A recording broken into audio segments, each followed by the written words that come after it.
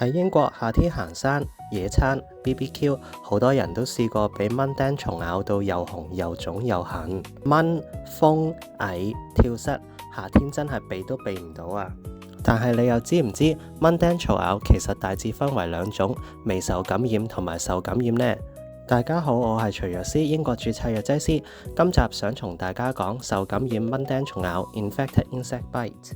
大部分嘅蚊叮蟲咬其實都係未感染嘅，只係皮膚對昆蟲嘅口水或者毒素嘅正常反應，所以會紅、痕、腫。有啲人反應大啲，有啲人反應細啲，呢啲都係正常嘅。但係如果你不停咁拗，或者傷口冇保持乾淨，細菌就可能會入到傷口啦，變成受感染嘅蚊叮蟲咬。咁點樣分辨呢？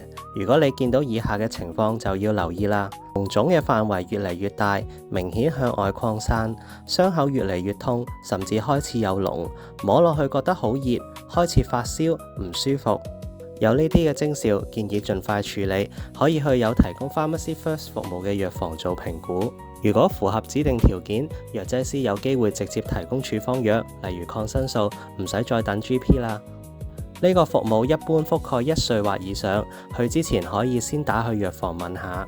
如果你只係普通嘅蚊叮蟲咬，紅腫痕癢但係未感染，下集我可以再同大家講下喺藥房有咩止痕產品可以幫到你。記得 follow 啦，唔好錯過。本影片只作醫療科普資訊，不構成個人醫療建議。想睇更多關於英國醫療同用藥資訊，記得 like、share、subscribe。我 YouTube channel 上有完整嘅播放清單。有問題或者有想我拍嘅題目，留言話我知，我會盡量解答同安排。我係徐藥師，我哋下次再見。